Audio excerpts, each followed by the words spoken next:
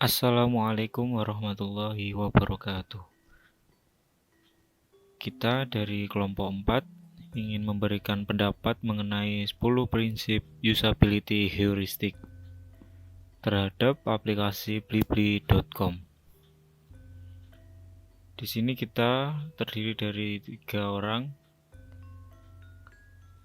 Saya sendiri Fahri Rahmat Wahyudin dan teman saya Khotijatul Masturoh, juga Sugiarto.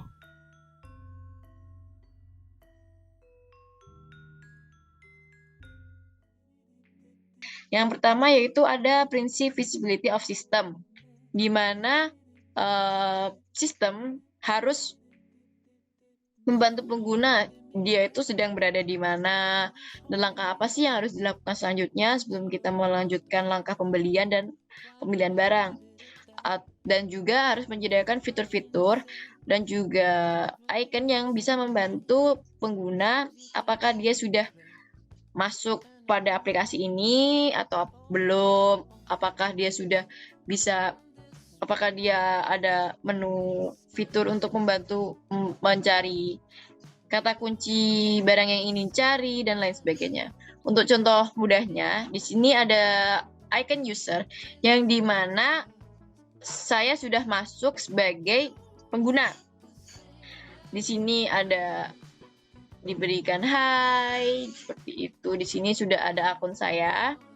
Jadi kita sudah masuk. Sebelumnya ketika kita belum masuk, pasti ada sebuah icon dan ada kata masuk pada halaman utamanya sebelum kita menggunakan aplikasi ini. Tapi ketika kita sudah masuk, kita akan diberitahu seperti icon di sini, seperti hai dan juga email kalian.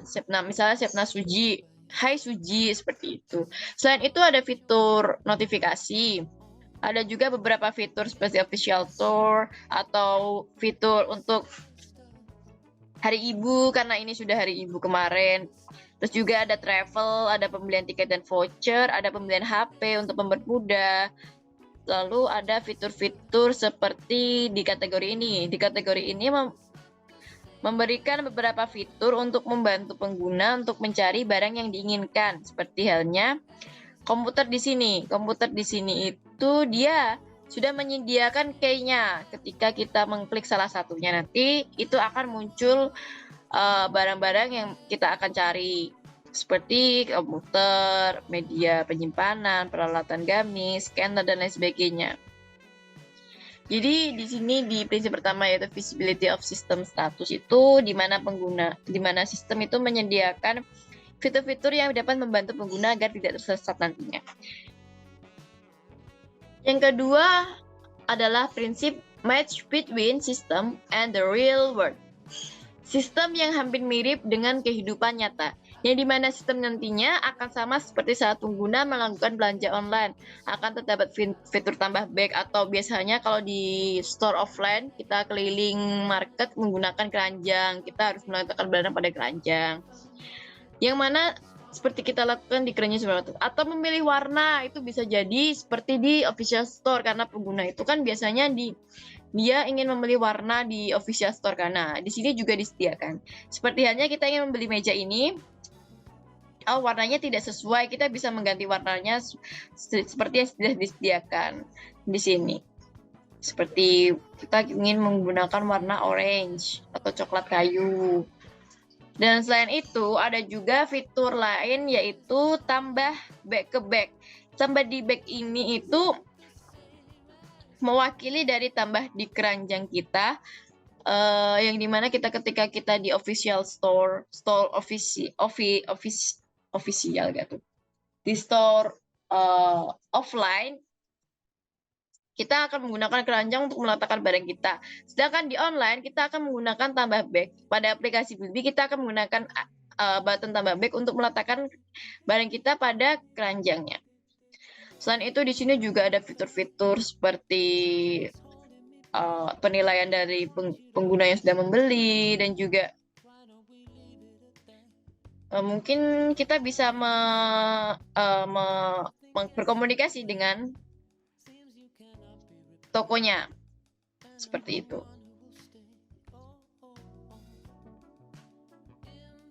Dan yang ketiga yaitu user control and freedom, di mana ketika pengguna tanpa sengaja klik salah satu icon, maka sistem akan menyediakan pop-up. Bukannya tanpa sengaja ya, tapi ketika kita ingin membuang barang atau mengembalikan barang kita ketika kita di store offline, kita kan tinggal meletakkan barang kita. Sedangkan di sini itu ada icon hapus untuk membatalkan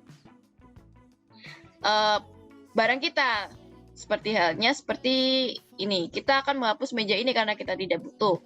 Jadi kita akan menghapusnya dengan sekali klik, maka proses akan diituin dan akan muncul pop-up berhasil menghapus produk. Proses penghapusan sudah, muncul pop-up-nya sudah. Tapi sayangnya pada pop-up-nya kan itu di bawah dan tanpa ada kata tanpa ada kata undo ataupun batalkan, karena biasanya kan kita nggak jadi deh, biasanya nggak jadi deh, kita undo aja. Tapi di situ di pop-up itu tidak ada icon atau kata tambah undo, jadi kita tidak bisa mengundo ataupun membatalkan penghapusan. Jadi kita harus mencari lagi apa sih barang tadi, kita jadi harus mencari lagi. Jadi kekurangannya di situ, kita harus mencari barang ketika kita sudah menghapus tapi kita jadi membeli, jadi kita harus mencari barangnya lagi dan baru tambahkan ke bag. Ketika kita menghapus ya seperti itu lagi, kita menghapus dan kita yang ternyata kita butuh itu dan ternyata udah kehapus, kita harus cari lagi karena tidak ada kata undo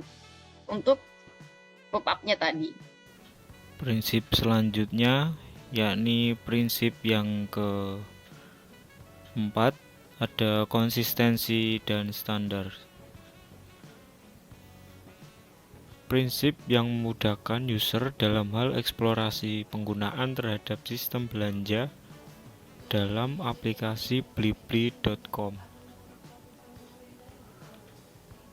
Untuk contohnya di sini, misal kita ke menu kategori, kita pilih handphone, tabel. Kategorinya di sini sudah dikelompokkan. Misal kita masuk ke kategori handphone Android. Nah, untuk tampilannya sendiri dari mulai header, dia berupa button searching, ada button belanja, keranjang, notification. Untuk yang bagian footernya, di sini ditampilkan beberapa informasi mengenai blibli.com. Untuk pewarnaannya di sini dia sangat konsisten ya, biru, putih. Di mata nggak bikin sakit gitu. Misal kita pilih ke fashion pria, untuk footernya dia konsisten seperti kayak kategori. Misal kita pilih yang headphone tadi, untuk footernya juga sama di sini ya. Penempatan desain dari mulai header, kategori, dan pilihan lain yang ditampilkan sangat konsisten. Tampilannya juga bagus, tapi penyebab di sini adalah mungkin dari gambarnya. Misal kita klik gambarnya, nah ini loadingnya agak lama. Menurut saya di sini loading lama itu karena fotonya yang beresolusi HD. Ini jadi penyebab untuk loading di web aplikasi blibli.com ini agak lama ya. Lanjut ke prinsip selanjutnya, ada prinsip yang kelima, error prevention. Prinsip ini merupakan prinsip aplikasi yang harus diterapkan oleh developer dalam hal meminimalisir menghindari kesalahan yang dilakukan oleh pengguna. Sistem blibli.com sendiri sudah menyediakan fitur informasi pemberitahuan. Nah, untuk prinsip error prevention, misal ini kita dikasih survei ini misal saya baru daftar ya, ini memang sebenarnya emang kebetulan saya baru daftar jadi nah nih kita diberi beberapa arahan di sini. Kita diberi beberapa arahan untuk di menu waitlist. Nah, ini menu edit. Ini menu waitlistnya, tambahkan atau keranjangnya di sini. Album.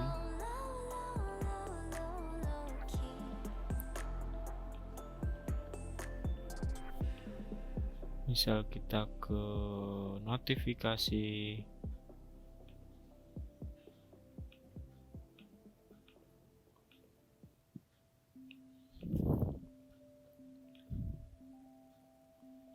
Nah, misal kita masuk ke menu notifikasi, pilih setting. Nah, di sini untuk settingnya ini ada keterangan, atur notifikasi yang kamu inginkan, atur notifikasi yang kamu ingin kamu terima di inbox kamu. Nah, ini berarti button ini fungsinya agar notifikasi nih menampilkan notifikasi di sini. Untuk prinsip yang keenam ada recognition rather than recall.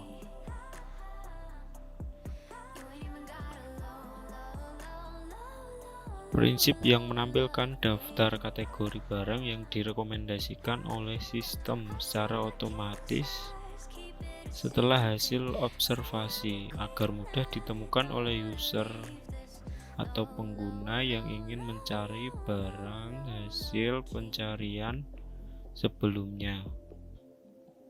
Nah, di blibli.com sendiri nih, sebelumnya saya mencari, misal kita mencari barang iPhone 11. Nah, misal kita kembali ke menu home, misal kita lupa barang apa yang tadi kita cari. Nah, misal kita klik ke bottom searching. Nah, di sini muncul pencarian terakhir.